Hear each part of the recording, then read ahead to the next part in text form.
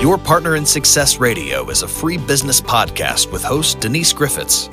It's all about great stories, conversation, and context to help you move your business and life forward with actionable tips and advice from her guest experts. To listen and subscribe, just find us on iTunes, Google Play, or wherever you consume your podcasts. Good morning and welcome to Your Partner in Success Radio. I'm your host, Denise Griffitts, and this podcast has been bringing you conversations with authors, entrepreneurs, mentors, and business leaders for about 17 and a half years. And we're honored to be ranked in the top 1.5% of podcasts worldwide. Today, I am joined by Mark C. Siebert. He is the CEO of iFranchise, small I franchise group, and a leading authority in the world of franchising. And with decades of experience guiding businesses through the process of expansion, Mark has helped companies determine if franchising is right for them and how to structure their systems and how to scale successfully.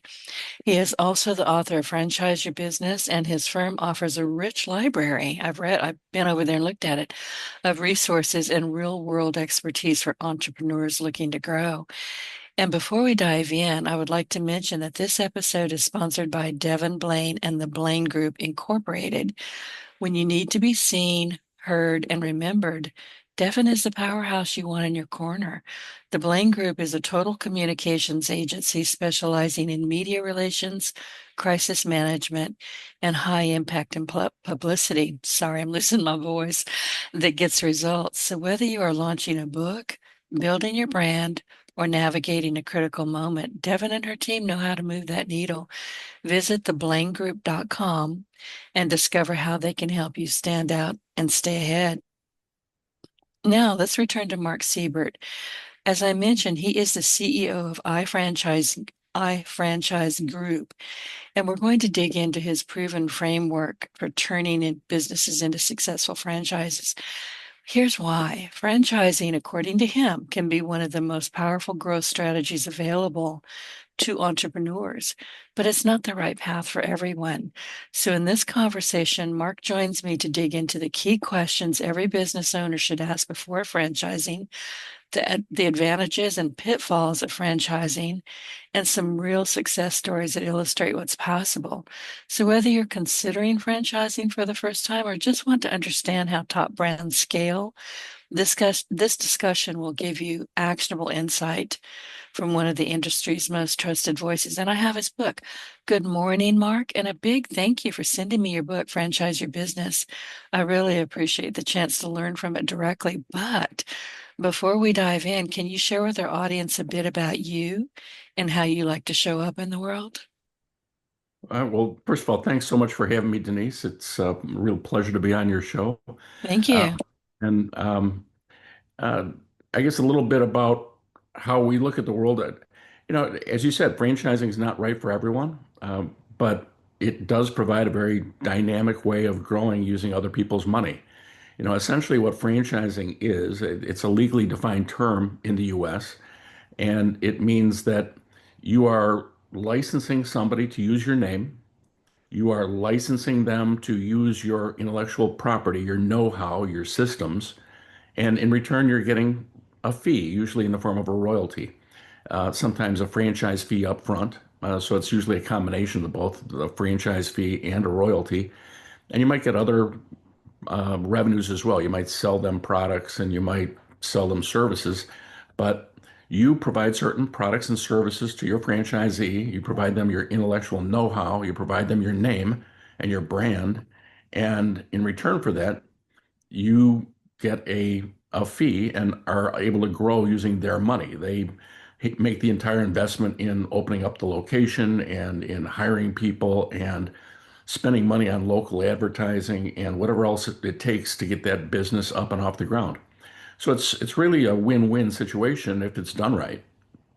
It sounds like it. And I was scribbling like mad while you were talking because one of the things that I never thought of, and I've done a lot about franchising in this podcast over the time, but it never occurred to me that you could provide services rather than, hamburgers. It just never occurred.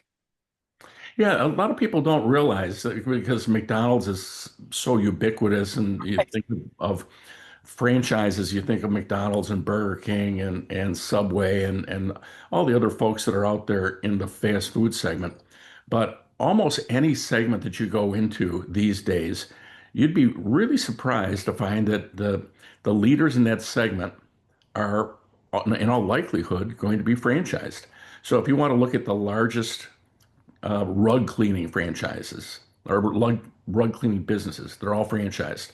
You want to look at the largest maid service businesses. They're all franchised. You want to look at the largest senior care franchise businesses. They're all franchised. Nowadays, we're seeing medical practices that are franchising. We have a company that we work with called QC Kinetics, and it's a medical practice. They sold 340 franchises.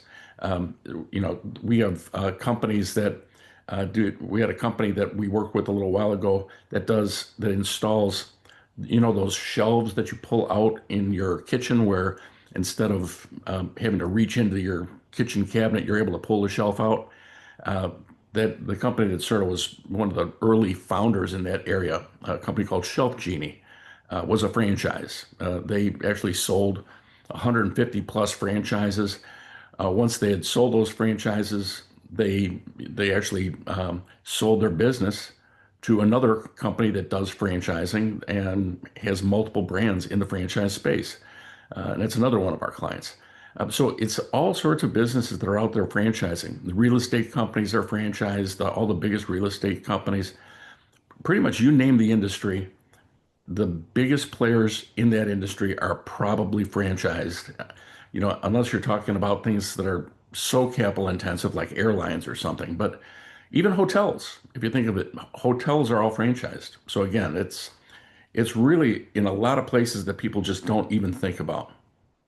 Well, and that leads me to my next question. How can a business owner tell if their company or their services is franchisable? Are there specific benchmarks you look for when advising your clients? There are. So from the standpoint of franchisability, what we try to do is we try and look for that win-win scenario where both the franchisee and the franchisor are both able to win as business owners. And so there's certain things that you have to have in place from our perspective in order to be franchisable.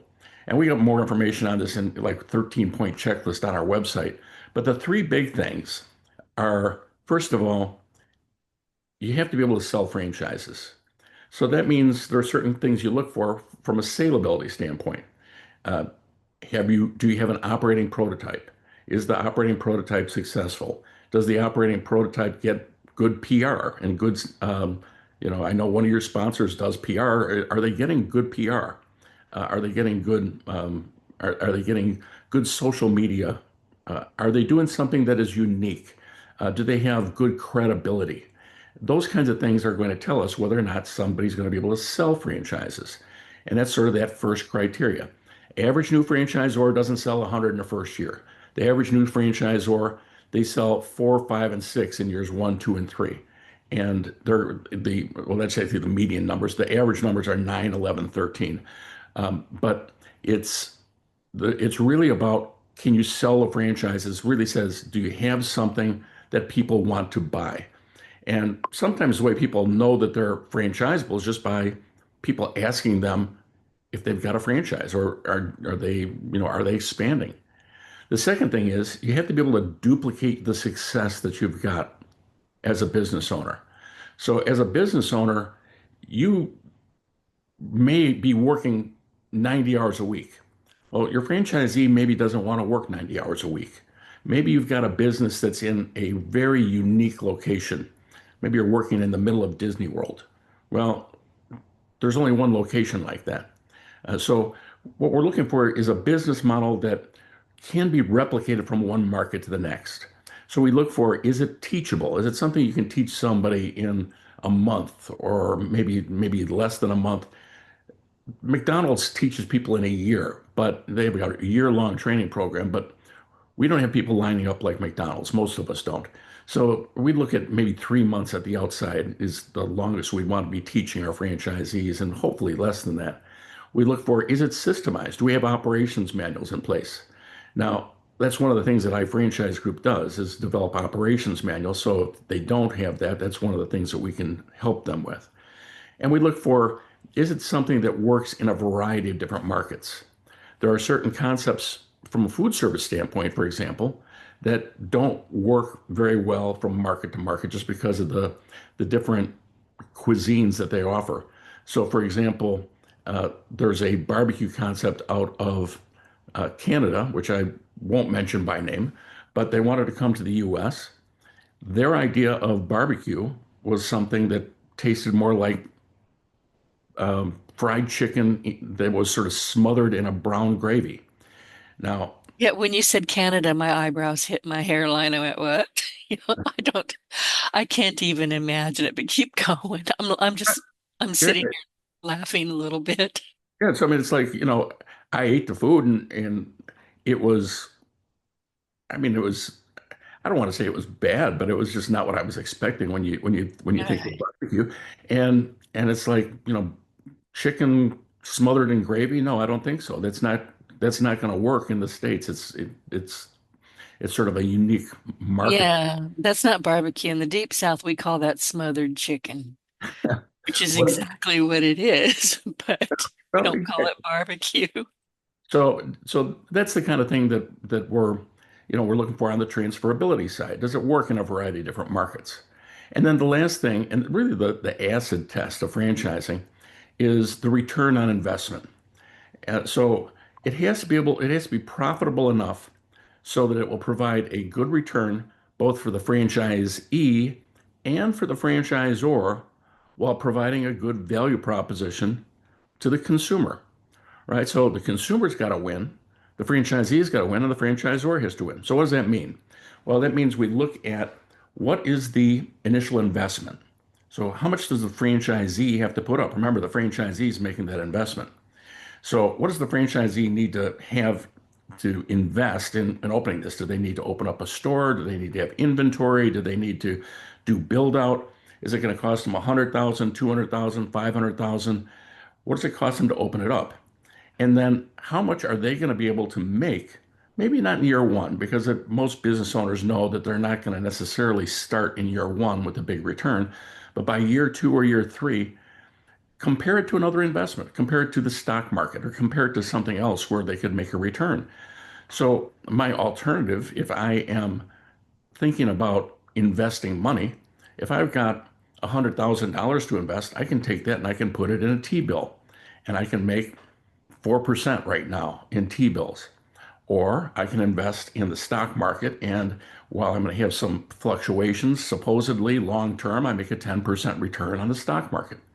Well, those are relatively low risk scenarios. If I'm getting into a business for myself, I want to have a little bit better return than that.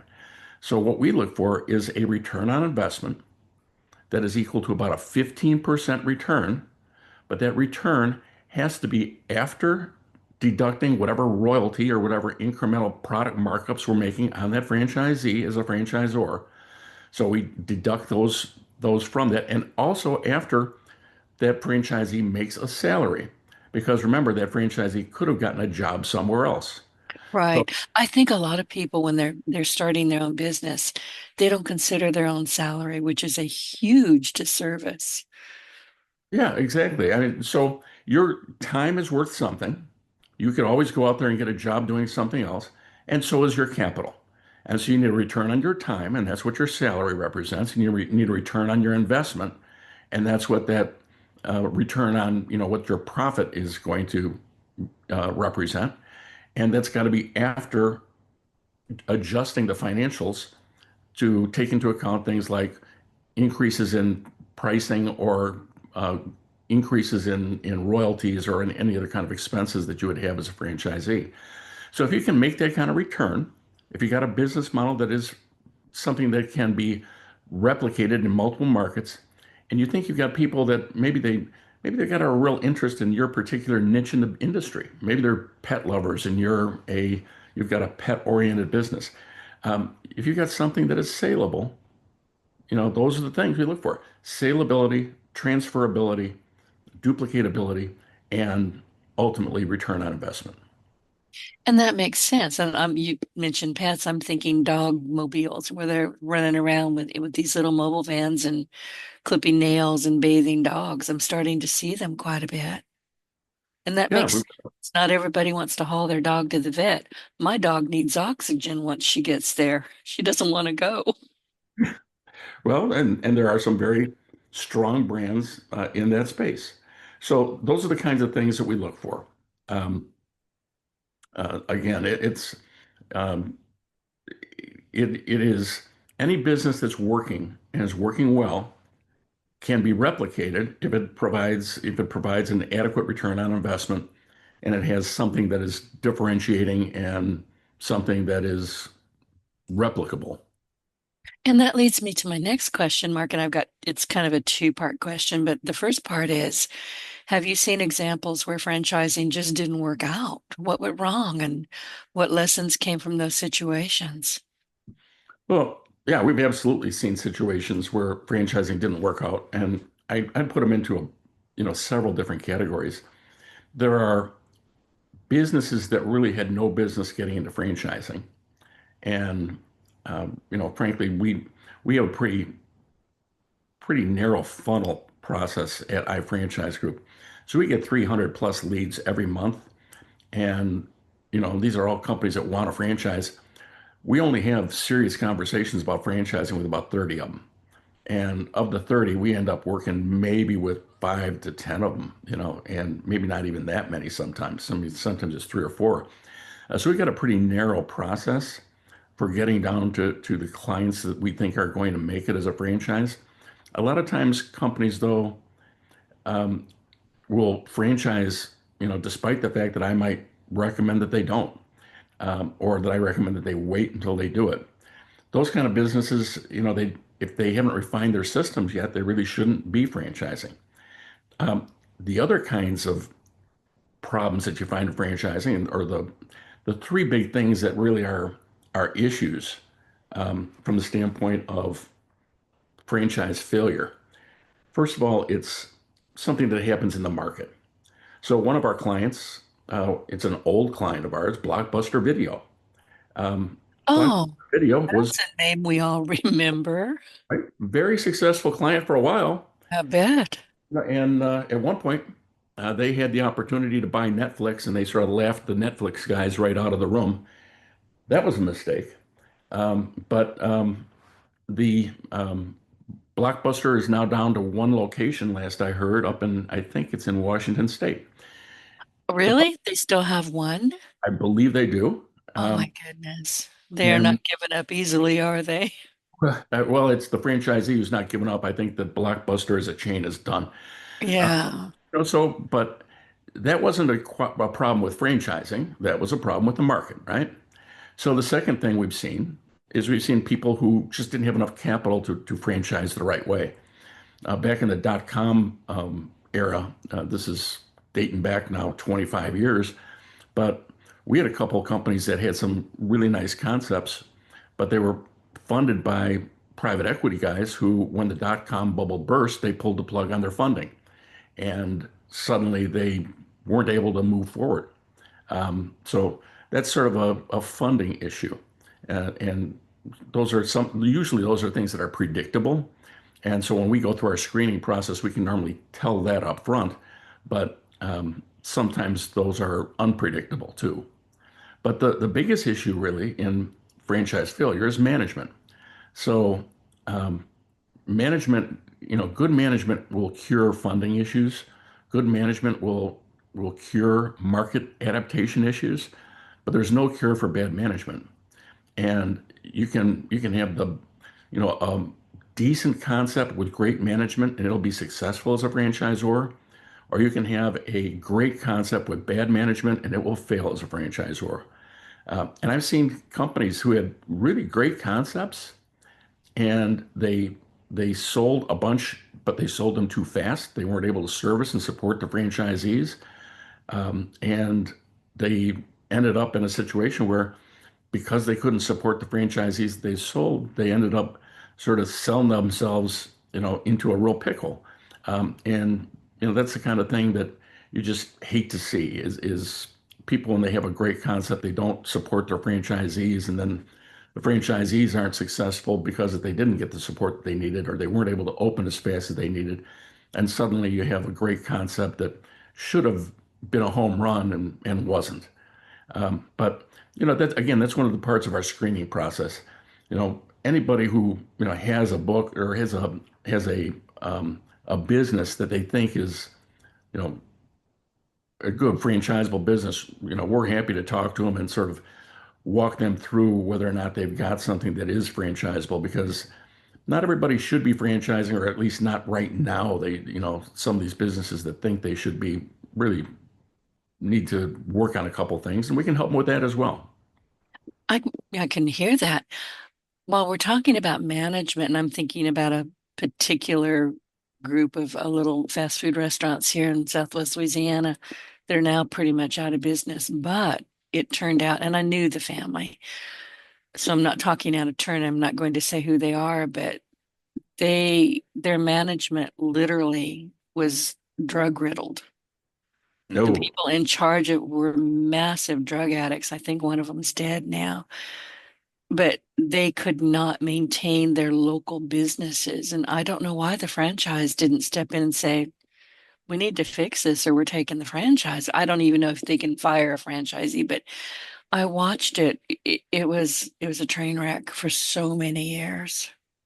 Yeah, a franchisor can't fire a franchisee the way that you can fire an employee, but they can default a franchise and terminate them if they're in violation of the contract. And certainly if they were, you know, if they were convicted of a drug crime or something like that, that would certainly be grounds for termination. And Right. at operations, there's ways that you can terminate for failure to live up to the operating standards. There's a lot of ways that you can terminate a franchisee if they're not living up to standards, but not all franchisors do, and it's on the franchisor if they don't. I think that was my question. What's if you're seeing something that's going on or you're getting reports about issues within local areas, local businesses, what do you do? What happens? Well, I think you kind of explained it, but keep going. to me, it's quality control starts before the problem starts, right? So it's when we talk about quality control, there's sort of four pillars of quality control, and the first is franchisee selection. You have to be careful about who you take on as your franchisee. And it sounds like in this particular case, if you take on somebody who's got drug problems, Oh yeah. you know that that's bound for failure.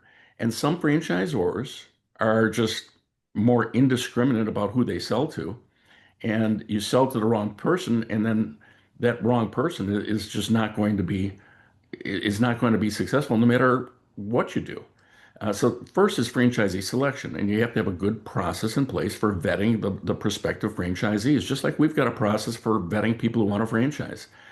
Then the second thing is you have to have the right tools in place, things like operations manuals and training programs and training videos, things of that nature, to make sure that your systems are communicated to those franchisees.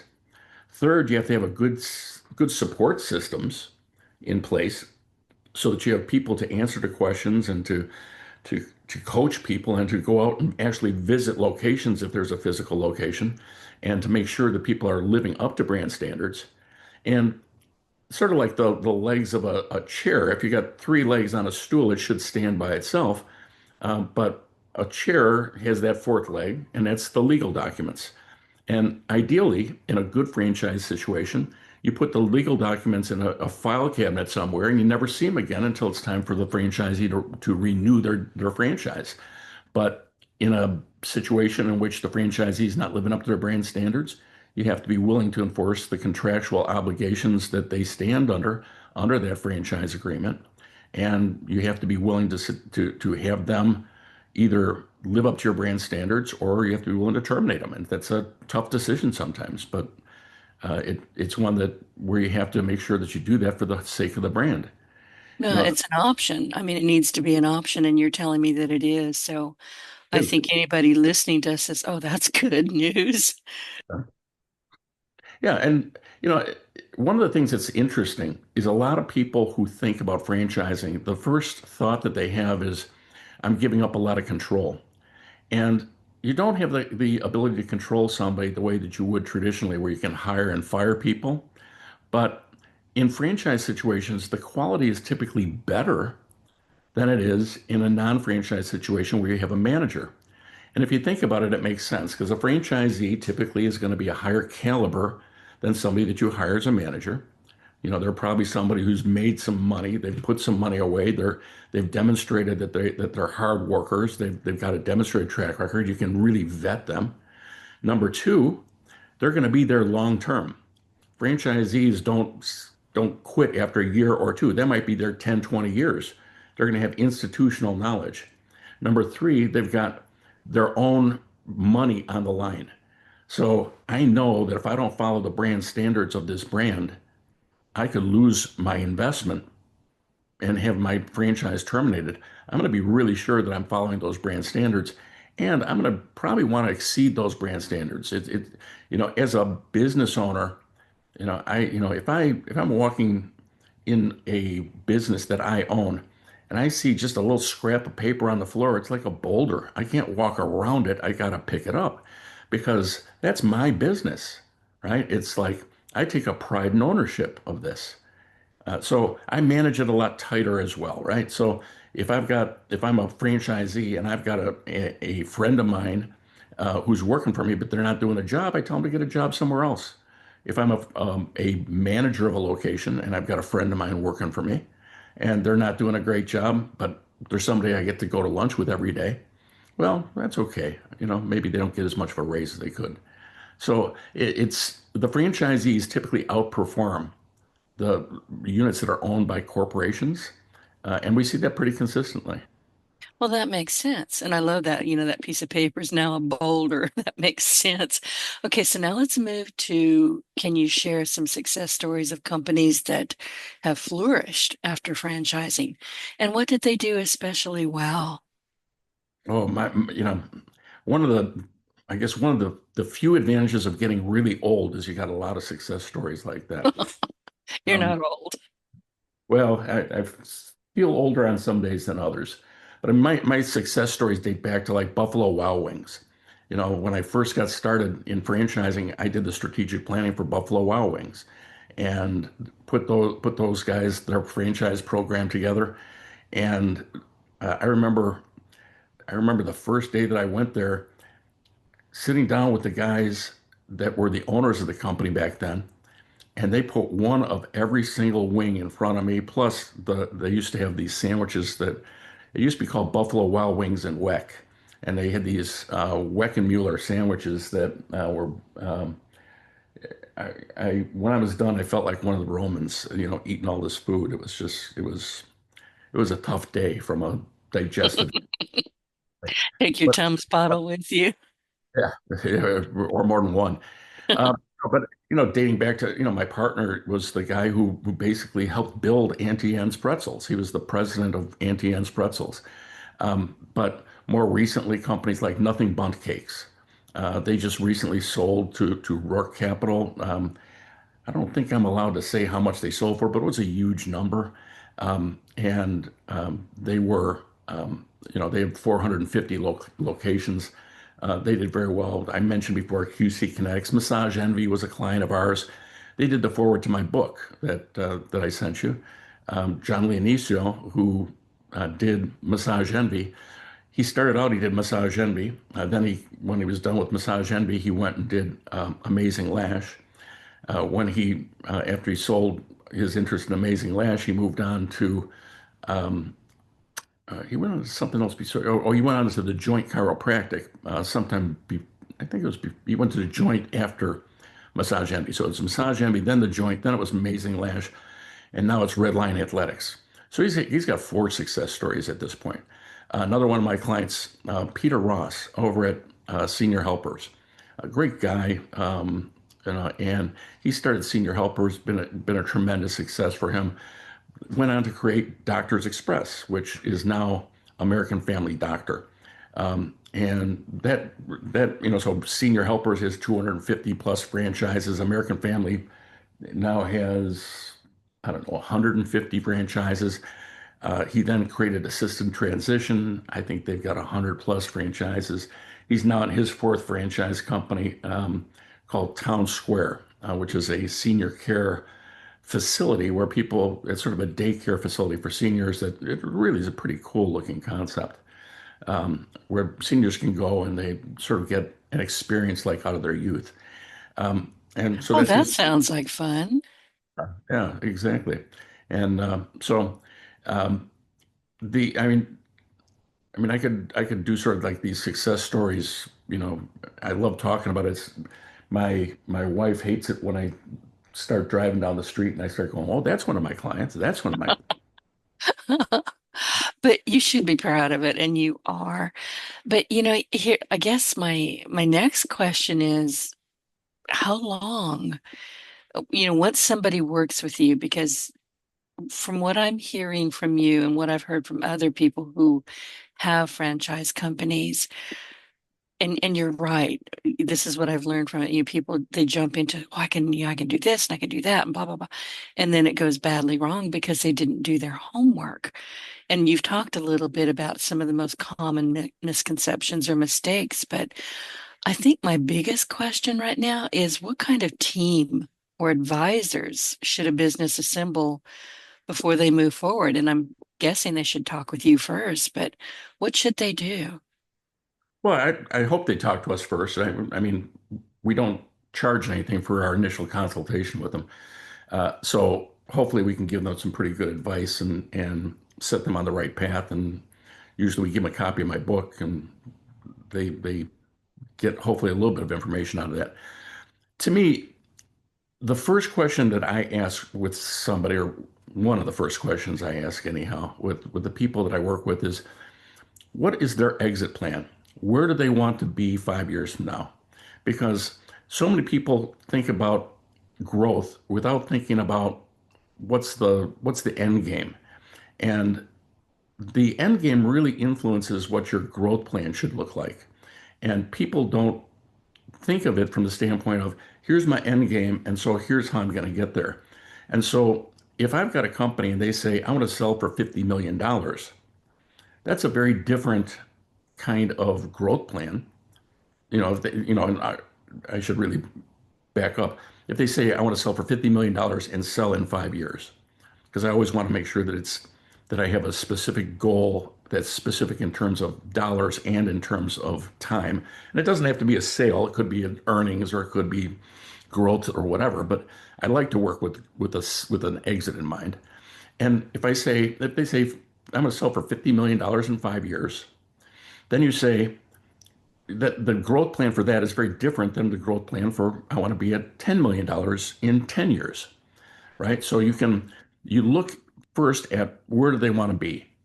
Now let's go back to that analogy where they say they want to be at $50 million in 5 years.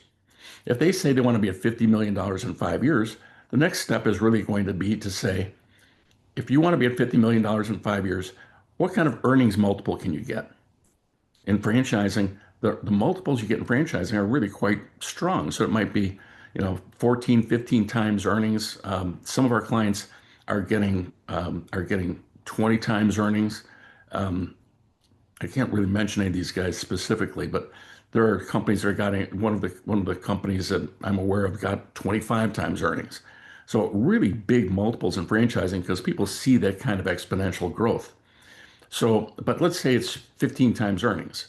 Well, if it's 15 times earnings, you go back to that $50 million figure and you figure you've got to have something order of magnitude of somewhere in the range of maybe $5 to $6 million in earnings in order to be able to get that kind of selling price. $5 to $6 million in earnings. Best practices franchisors put 35 to 45% of the bottom line. So if it's $5 to $6 million in bottom line, that might mean that you have to be about $15 million in revenue. Well, you figure out what's my average royalties going to be and how much am I going to get in terms of product markup and other things per franchisee, and then figure out what my total contribution per franchisee is to the top line. Let's say it's $100,000. Well, now I divide that 100,000 into that 15 million. Well, we have to have 150 franchisees. Well, 150 franchisees, divide that by five, right? And so, and that gives me my midpoint. That's how many I should sell in year three, right? And then I ramp up from there. So I start slower in years one and two and faster in years four and five. And that gives you sort of a game plan for how you want to grow your business. And then at this point, now you got to go back and you got to say, now my year one program, my game plan for year one is I need to sell, in order to get there, I need to sell 20 franchises, whatever that number is. Well, if I have to sell 20 franchises, what do I need to do in order to make that franchisee successful? Well, if I've got to do, if I've got to help with site selection, I've got to help with lease negotiation, I've got to help with build out, I've got to go and work with that company in terms of training them and training their managers, and I've got to provide them on-site support. How many people do I have right now that can do that work? And do I need to hire more people to do that? Do I have the cash flow to be able to do that? Do I have the tools to be able to do that? So sometimes you sit there and say, in order to get to that goal, I need to have more capital than I've got right now. Even though franchising is a low cost means of expansion, it's not a no cost means of expansion. So you say, well, I don't have the people and I don't have the capital. I either need to, at this point, rethink my goal, or I need to, instead of rethinking my goal, I need to move my goal out maybe a couple years and have a longer time frame, or I need to go out and get some capital to help me to achieve that goal, or I need to rethink my assumptions. So something has to happen in order for me to be able to adapt and try to hit that kind of a goal. And so there's this whole process involved in terms of trying to make sure that you're going to be able to support your franchisees. But in order to get to that process as a starting point, what you really want to do is you want to start by having conceptualized what it looks like to get to the end point. So you can say, here's what I need to do to get to the beginning, which is, in year one, month one, here's what I have to do. And you get it from being sort of strategic to being very tactical. And do I have what it takes to do this? And if not, change the strategy so that you can either achieve the goal or push the goal out, or at least, Lewis Carroll once said something along the lines in Alice in Wonderland of, if you don't know where you're going, any road will get you there. And I think that that's never been truer said than in business. You have to have a plan for where you want to be. And if you don't know where you want to be, any road will get you there. Pick a spot. Exactly. I wanted to ask you, because we're talking about exit planning, and this may well be a silly question. I'll apologize straight out. But can franchisees have a succession plan? What if they want to leave it to a wife or a partner or, a child? Is there such a thing? Sure. Oh, Yeah. good. It's not a silly question. I feel so much better. Not a silly question at all. It's a business. They own the business, and they have a right to sell that business, and they can sell it or transfer it to other people. Those other people would have to be approved by the franchisor, though. So, for example, if I am a franchisee and I decide that I want to sell my franchise to somebody who runs a competing business, and they are just going to just steal the intellectual property, perhaps, the franchisor doesn't have to allow that sale. The Okay. franchisor can withhold that. Or if, as a franchise, or I don't think that that person is going to be a good operator, I can withhold my approval of that operator. So it's not an automatic transfer the way it would be with a business that you own, where you'd have the complete discretion to do it. But the franchisee does have the opportunity to sell the business and or pass it on to any franchisee that would pass the franchisor's requirements. Got it. Innovation. What role does innovation play, and how can franchises stay relevant over the long haul? And when I'm thinking innovations, excuse me, there goes my voice. I'm thinking about, you know, we'd kind of like to make some changes. Can we talk? As a franchisee, you Yeah. talk. So in McDonald's, just to give you an example, almost all of the sort of big selling items in a McDonald's, some of the biggest innovations in McDonald's, the Big Mac, the filet of fish, uh, the Egg McMuffin, all those came from franchisees. See, that Franchise, makes sense. And I'll be honest with you, I don't go to McDonald's ever unless I want a fish sandwich. That's it. That's the only thing I'll eat there. well, Ray Kroc actually had a bet with the franchisee that created the filet of fish. The franchisee who created the filet of fish was a guy out of Cincinnati, and he wanted to create that filet of fish because Cincinnati at that time was a practicing Catholic city, and they had a lot of Catholics who wouldn't eat meat on Fridays. And so Right. Ray Kroc introduced his product, which was the hula burger, and it What's that? was fried pineapple, Oh God. Canadian bacon, and cheese on a um, on an English muffin. And he bet the franchisee, he bet the franchisee, I don't know what he bet him, but he bet the franchisee in Cincinnati that the hula burger would outsell the filet of fish. And he lost that bet. Yeah, I can see why. I remember, Pineapple only belongs in pineapple upside down cake or on the top of a ham for Thanksgiving. That's it. That's all. You're not going to put it in a burger. yeah, well, I sort of agree with you on that one. But he, um, I remember seeing an old interview of him on a Merv Griffin show where he said, that hula burger he really should have sold. And he was like, he really liked that hula burger, but it was just his personal taste, I guess.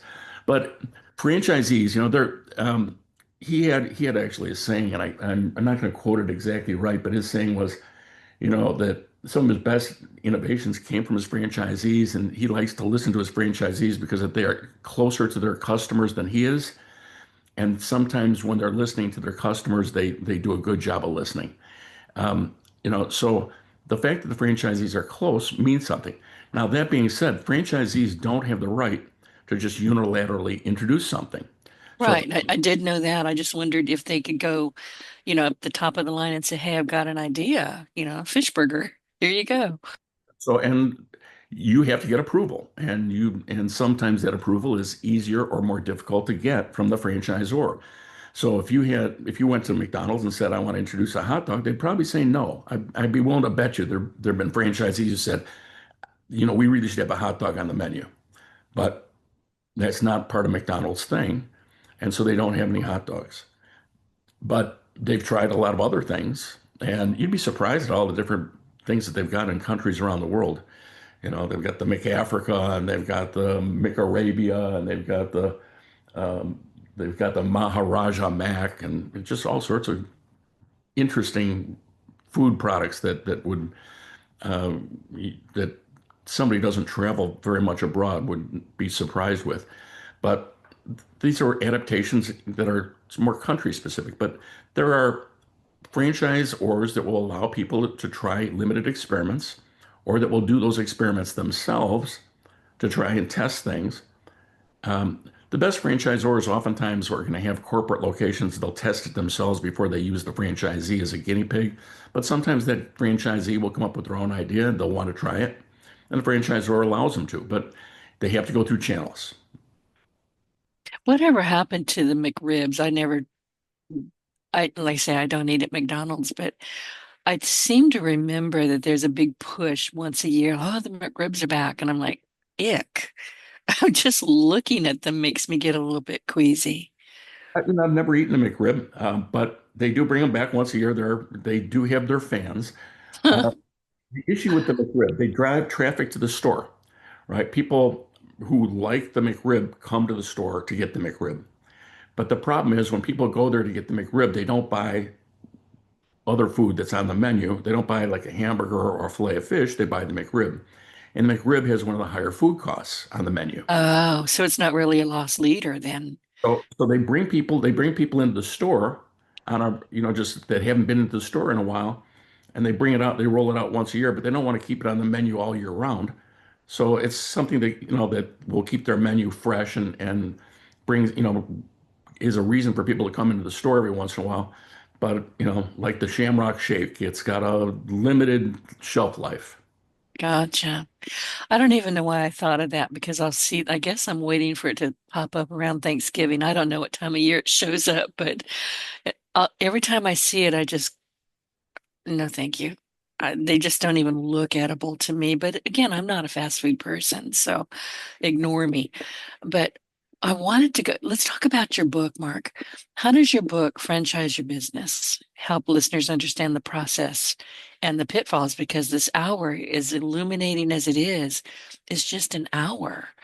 So why would we want to have people read your book and then contact you? Well, I think that the book itself was designed for somebody who's interested in exploring franchising and the alternatives to franchising. So, as I said, franchising is not going to be right for everybody, and it hopefully takes the readers through sort of a journey. And it starts by explaining here's what a franchise is, here are what your alternatives to franchising are, and here's what that goal-oriented strategy looks like. And it sort of lays it out in pretty exacting detail in terms of how somebody can look at what their goals are and plan for the future around that, and then make a determination as to which alternative growth strategies will work. Will corporate growth work? Will licensing work? Will joint venturing work? Um, what, will franchising be the best option?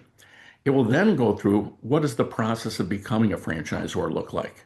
So, and a lot of that's the kind of stuff that companies like us would do is, we've been rated the number one consulting company 7 years in a row from Entrepreneur Magazine, and that's based on an independent poll of every franchisor in the US. They poll every franchisor, not everyone answers, of course, but 7 years in a row, we've been named as the number one franchise or consulting firm in the world.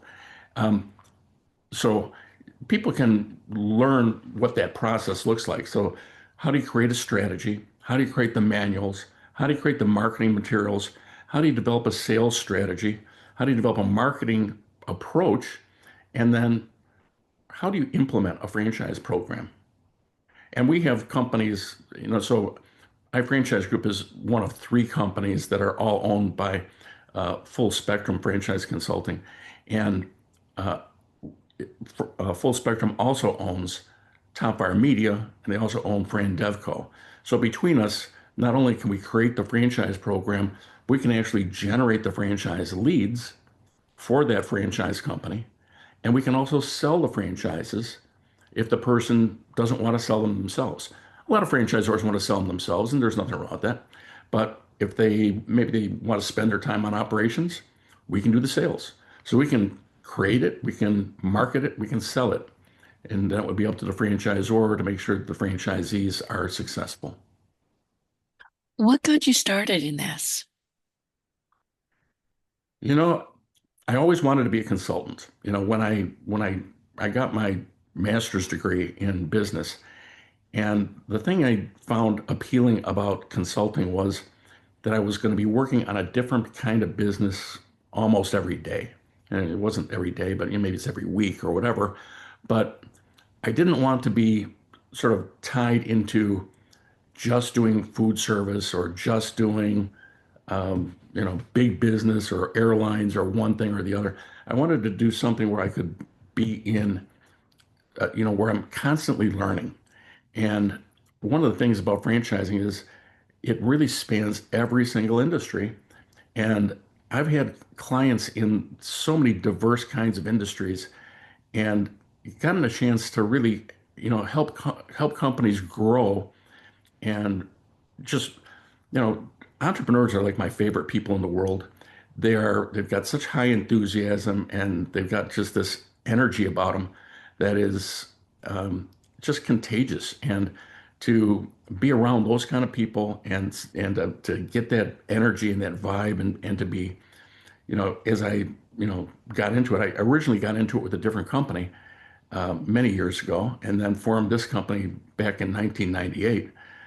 So it's been my life's passion. I, I wouldn't do anything else. I just love what I do, and my clients all have my cell phone number, and I tell them call me on the weekends, call me at night. It's never a bad time to give me a call because I just love what I do. And I love what you said about entrepreneurs, and I've noticed this in all my years of being in business and being a podcaster. Entrepreneurs, in my opinion, are the most grateful and the most graceful people, as a rule, that you're ever going to come across. If you ask them a question, they want you to succeed. They're going to try to answer the question for you or help out. Listen, I also love what you said about call me, because I get questions all the time about podcasting, about WordPress, and I do my level best to answer them.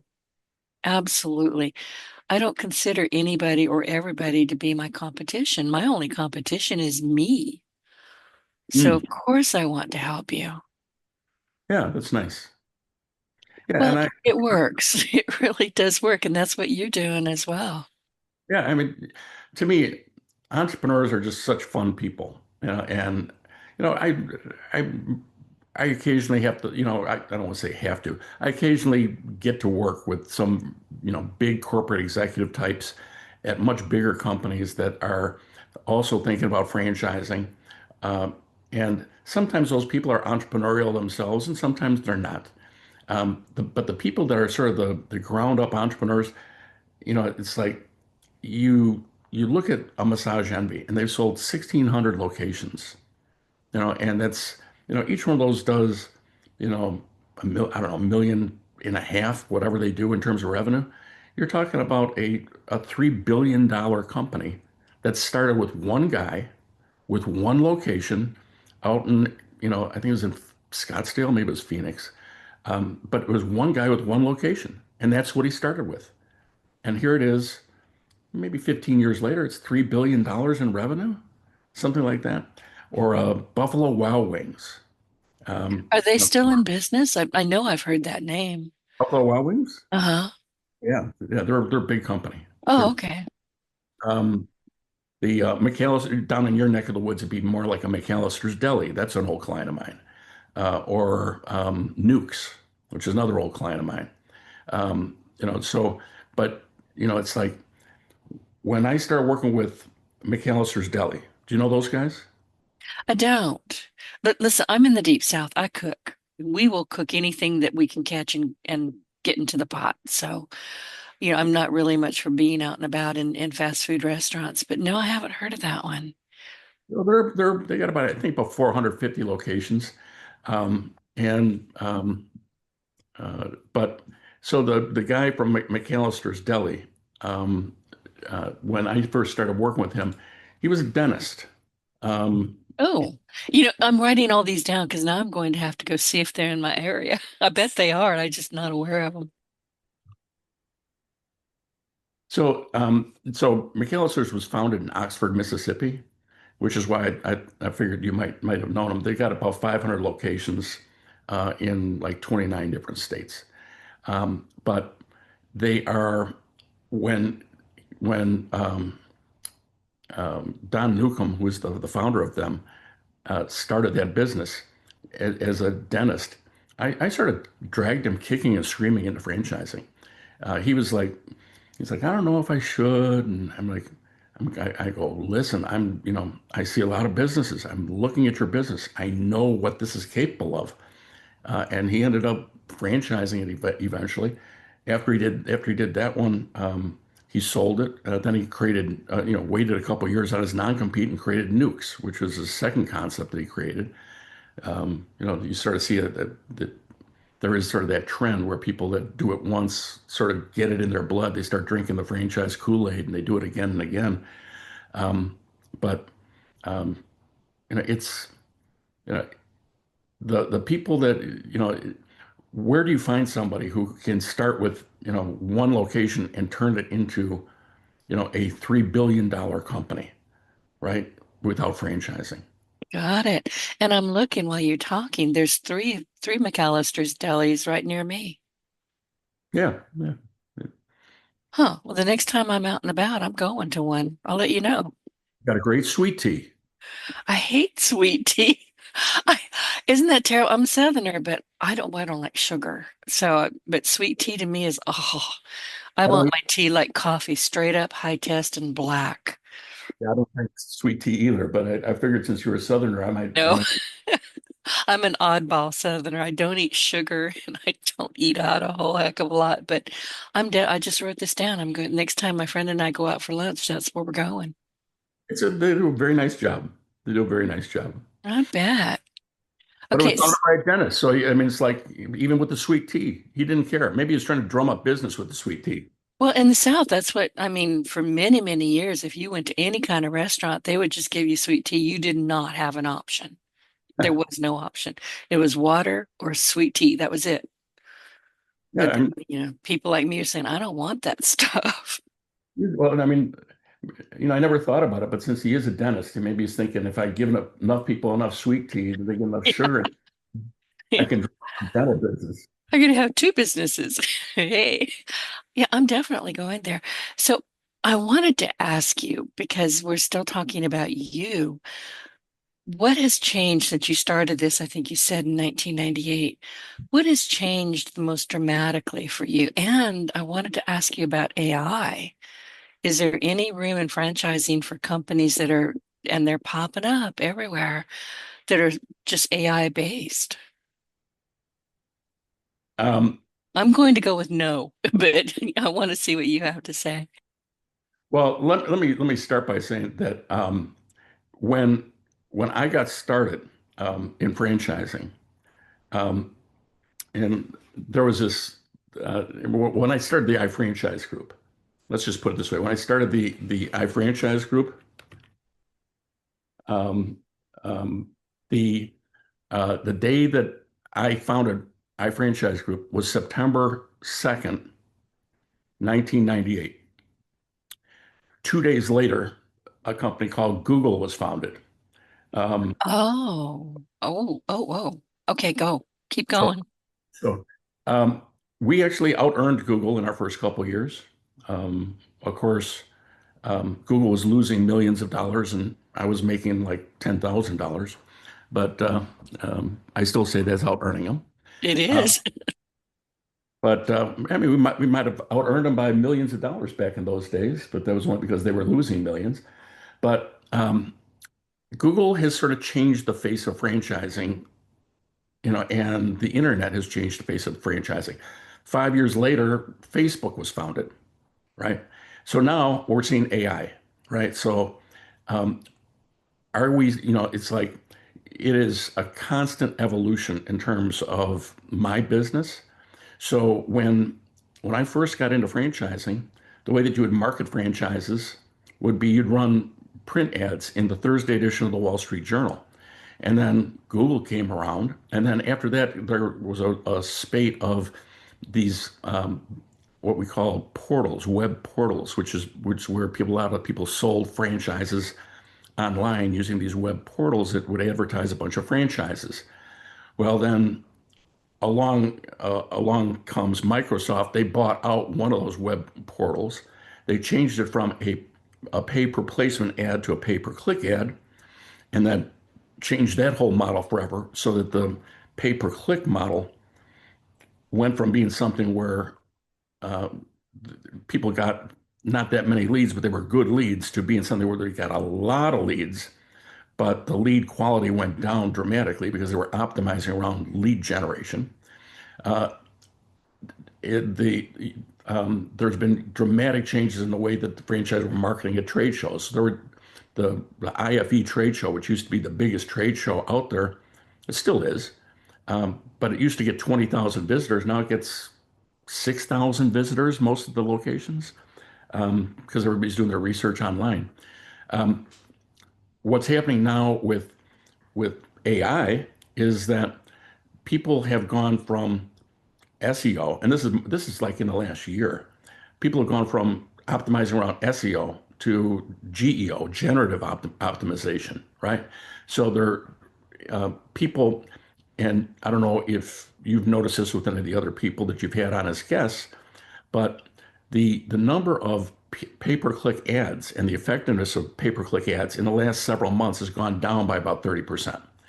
Because what happens is when somebody searches something in Google, above the search results, above the paid search results, where the paid advertising comes an answer from AI. And people see the answer in AI and then they don't go down to the paid ads. I Okay. have noticed that. I noticed that on my own. Right. And so people Yeah. are now the pay-per-click ads that used to be at the top of the page and used to be the ones that would generate all the revenue for companies like Google are now below the AI ads or the AI response. And because of that, the pay-per-click ads are not getting the same kind of traffic. And so now, instead of doing SEO, people are doing GEO, generative engine optimization. They have to optimize around getting their message out to the bots like ChatGPT, as opposed to optimizing around just SEO, because the SEO results come in below the PPC ads, right? So you got at the top of the page right now, you've got the the the AI generated results. Then you got the pay per click, and then you got the SEO. Well, it used to be that the SEO was something that was a real important part. Now it's a lot more the GEO that is more important from a marketing standpoint. Um, there, there's other ways that individual businesses are being impacted by this as well. And it is just one more, you know, intellectual property revolution that we're going through as a country. That it's like I have been running to try and keep up my whole life, I feel like. You're not alone. And, I wrote down keep your head on a swivel these days because you don't know what's coming out. But I guess my next question is, and I hadn't written this down, but your franchisees, is this impacting them? Do they know how to kind of market? But since SEO is it's on the down. I mean, even I can tell, and I don't pay all that much attention to it. Are there training? Are you able to help these people say, listen, this is what's happening, pay attention? Well, it's this is where having a really good franchisor comes into play. That was my question. Okay. I knew there was a question in there somewhere. I just couldn't articulate it. Yeah, so I mean, the as a franchisor, so as a franchisee, I want to run my business. But I'm looking to the franchisor to be staying on top of what's the best advertising method? What's the best pricing that he can get me on products? What are the best vendors that I can be using? What is what are the new product developments that I should be thinking about, or the new services that I should be offering? What is the latest trend? The franchisor's job is to look at those big picture things and to continue to adapt. So if you look at McDonald's, when McDonald's got started back in the 50s and the 60s, McDonald's, when they first started, had 14 items on their menus. They had hamburgers, cheeseburgers, fries, Cokes, orangeade, milk, three kinds of milkshakes, coffee. I'm missing one or two, but they didn't have the Big Mac. They didn't have the filet of fish. They didn't have drive-through units. They didn't have indoor seating. They didn't. I mean, they didn't have they didn't have computers. Um, all these things have been adapted. Now you've got computer ordering at every McDonald's or almost every McDonald's. You've got you've got 100 items in the menu as opposed to 14 items on the menu at most places. And the McDonald's company just continues to adapt and do just a great job of adapting their locations and staying with these trends. And despite the fact that you and I might not eat at fast food outlets all the time, they continue to thrive and prosper because from a managerial standpoint, these guys are on top of what their buyer actually does eat. And they're continuing to adapt, and they continue to use that marketing muscle that they've got to continue to grow the brand.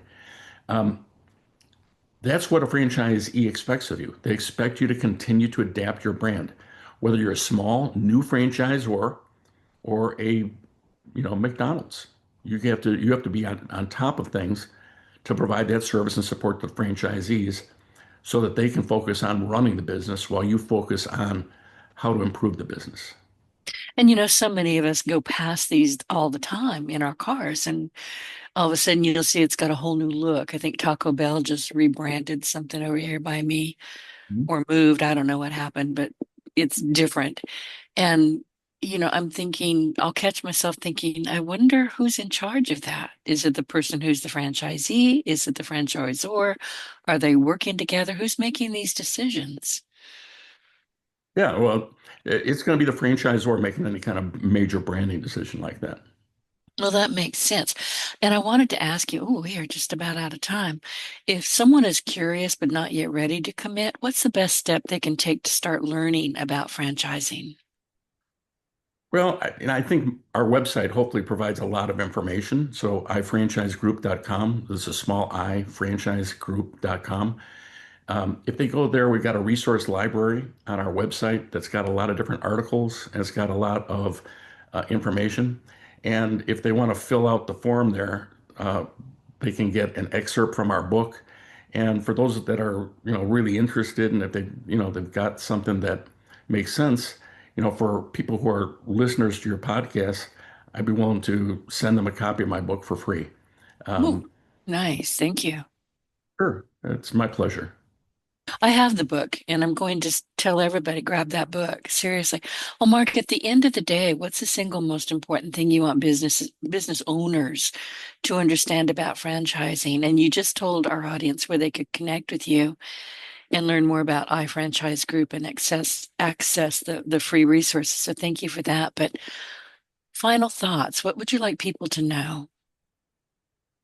Well, I think you summed it up pretty well earlier when you said that franchising is not right for everybody, but for people who, and especially I think for entrepreneurs whose goals exceed their ability to grow through corporate locations, it can provide them with one of the greatest expansion tools available, and perhaps the only expansion tool that will allow them to achieve that goal, and do it with some degree of speed and quality control. Got it. Well, Mark, thank you so much for being here with us today and for pulling back the curtain on franchising. And to our audience, today's conversation was full of practical advice that any business owner can use. And for those listening today and in the future, visit ifranchisegroup.com to explore his resources and download a free excerpt of his book. And I believe he just said that he would give you a free book, so contact him. And don't forget, subscribe to your partner in Success Radio. I am Denise Griffitts. Thank you for listening, and I will see you every Monday, Wednesday, and Friday. Mark, thank you so much. Thank you, Denise. Get your voice heard. If you would like to launch your own far-reaching podcast, contact Denise Griffitts at yourofficeontheweb.com and go to the podcast tab.